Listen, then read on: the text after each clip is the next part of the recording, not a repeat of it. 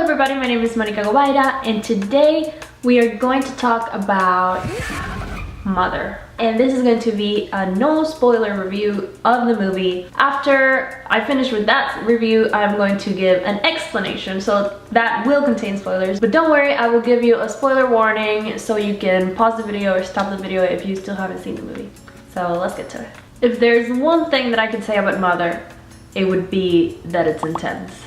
Mother is Darren Aronofsky's new film. He is known for movies like Wrecking for a Dream or Black Swan. So psychological movies that are meant to make you a little uncomfortable, are meant to make you think, and that stay with you for a while after you leave the theater.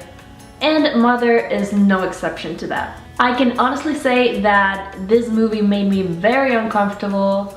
It's very graphic, it's disturbing, but for some reason I couldn't stop watching it. I know some people walked out of the theater because they were so disgusted by it. Some people booed the film. It's gotten a lot of mixed reviews.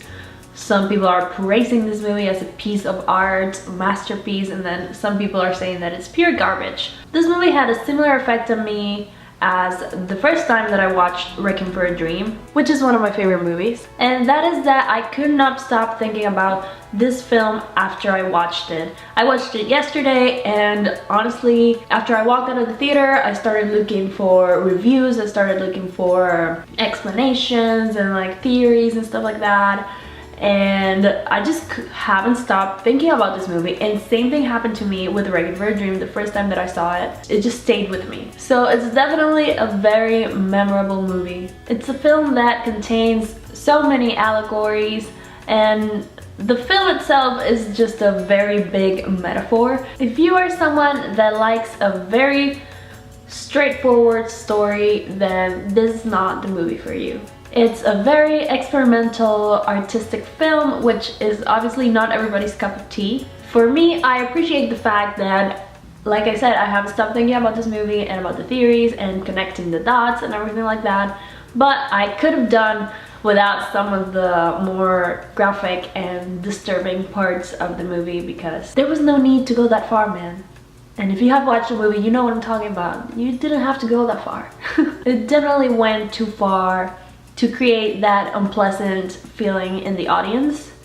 And I guess that was the intent of Aronofsky with this film, so he definitely accomplished that. I'm pretty sure everybody in this theater was very uncomfortable at some point, but like I said, it's probably what his intentions were with this movie. Some interesting things about this movie: it did not have a score. So the whole movie, it doesn't have music in it, and honestly, it doesn't really need it. I don't think it was a big deal. It works. There were practically only 3 angles used in this movie. So the first one were close-ups. Aronofsky said that about 66 minutes of the whole movie, which lasts like 120 minutes, 66 of those minutes were close-ups of Jennifer Lawrence's face. So just this, like. There were also over-the-shoulder shots, and also POV from Jennifer Lawrence's perspective.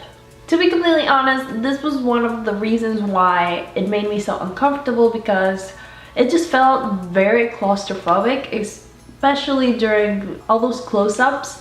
I was like, this is too much, like just go out, zoom out a little bit, please. So yeah, to me it felt a little bit claustrophobic because of the close-ups, but like I said, that was his intention. He wanted people to feel uncomfortable. And you did it, Darren. You did it, okay? And speaking of Jennifer Lawrence, she was absolutely spectacular in this film. I take my imaginary hat off to her. Javier Bardem was also great, but honestly the true star of this movie was Jennifer Lawrence. She was great. When you see the trailer of this movie, you think that it's a thriller or a horror movie. Before I saw the trailer, I didn't think it was a horror movie, but then I saw the trailer and I was like, wait, is this a horror movie? And then I went on to see it, and it wasn't a horror movie. So if you're going to the theater thinking that you're going to see a thriller, horror, then just know, this is my cat, sorry. Just know that that's not what you're going to see. You're going to see a very weird movie, yes, but it's not horror, it's not scary. It's just disturbing. It's definitely not going to be what you expect. That's for sure. So, will you enjoy this movie? I honestly have no idea. It's just something that I can't determine. You will either hate it or you will love it. And I have no way of telling you if it's a good or a bad movie because it's an experience that is very unique to the viewer, I think. I do say definitely go watch it because that way you will come up with your own conclusions. I just can't guarantee that you will like it, if that makes sense. Okay, so now I'm going to give you an explanation of the movie. So, spoiler alert! If you haven't seen the movie, stop watching this video right now. And if you don't care that I'm going to spoil it, then keep watching. So, the movie is about the creation of Earth and humanity. Jennifer Lawrence plays Mother Nature or the Earth. Javier Bardem plays God or the Creator. And the movie starts with an explosion. Javier Bardem, he has this beautiful stone and there's a huge explosion, aka the Big Bang. Then we see Jennifer Lawrence waking up, all beautiful. The house that they live in is supposed to be an extension of Jennifer Lawrence, if that makes sense. And we can see Jennifer Lawrence taking care of the house. She's redoing all these rooms. She's basically taking care of the house like it's her child. Then we see Javier Bardem. He's a writer, he's a poet. He's trying to write this book. He can't come up with the words. Then we see Ed Harris, his character. He arrives unexpectedly at the house, which Jennifer Lawrence is very upset about. She doesn't want someone invading her home. She doesn't want a stranger in her house. Ed Harris is supposed to play Adam. So he is the first man on Earth, God's first human creation. And there's a point in the movie where we see that he has a cut right here on his side. And we can assume that that's where God took the rib of Adam to create Eve, like it says in the Bible. The day after, we see a woman arrive at the house, Eve, or Michelle Pfeiffer. They're fans of Javier's writing and they want to enter this prohibited room that he has in the house, that nobody's allowed to be there, because that's where he has this precious stone that is basically his most prized possession. At one point, after Jennifer Lawrence telling them not to go in that room, you can't go in that room, they go in the room and they break the stone. So Javier is pissed off at them. He tells them to leave. Adam and Eve being kicked out of the Garden of Eden because they tried the forbidden fruit. Later on, we can see Michelle Pfeiffer's and Ed Harris's sons arrive at the house. They have 2 sons and they get into an ugly fight and the older brother kills the younger brother. So, Cain and Abel. Later on, Javier finishes the book that he's writing and it becomes an overnight sensation. Their house becomes invaded by so many people because they are trying to meet Javier. They're saying that his book changed their life, his words changed their life. So obviously this is the Bible and they are worshiping Javier or God. Jennifer Lawrence is not having it. All these people in her house are destroying her house. They're getting on the counters, they're destroying it, they're painting it, they're doing whatever they want. So humans are destroying the earth, they're doing whatever they want, they're contaminating it, they're breaking it, they're not being nice to nature. Javier is loving all these people, worshiping him and praising him. And there's a point in the movie where he's like literally blessing them. After a while, Jennifer Lawrence becomes pregnant and she has this child. When she has her child, everyone becomes silent. Everybody stops the chaos. This child brought peace to Earth. He brought peace to the people. This child is Jesus. Javier just wants to take this baby to the people because they want to see it, they want to hold him. But Jennifer Lawrence does not want this. Javier is not listening. He takes the baby and he brings him to the people and everybody starts passing around this baby and the baby snaps his neck because people are passing it around, so it literally goes like and the baby dies. And then we see the people eating the baby. I could have lived without seeing that.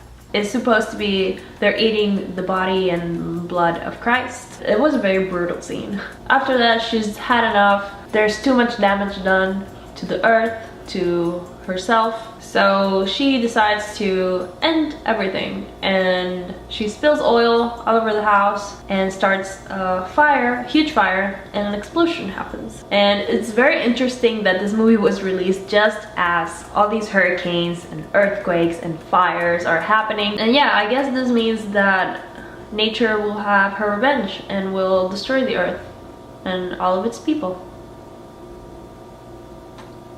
Karma's a bitch. Yeah, an explosion happens, she dies, and Javier Bardem takes her heart.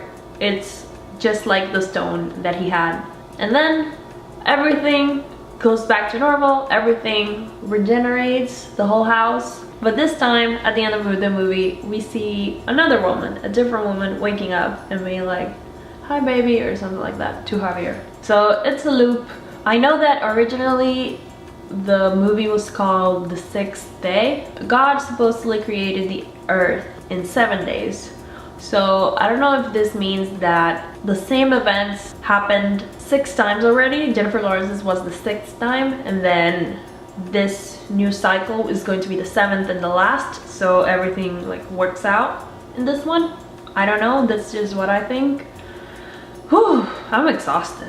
Like I said, it's not a straightforward movie. It's a huge metaphor. Even though that's the official explanation, that's what Aronofsky thought of when he made the movie, I think that it still can have a lot of different meanings. If you see the movie and you think that it meant something else other than the whole Bible God thing, then it's totally valid. I think this movie can mean a lot of different things. I saw an interview with Aronofsky, and the interviewer was like, was the movie supposed to be like blah blah blah, was supposed to mean this and this? And he's like, oh, that's a different perspective, I hadn't thought of that, that's really cool.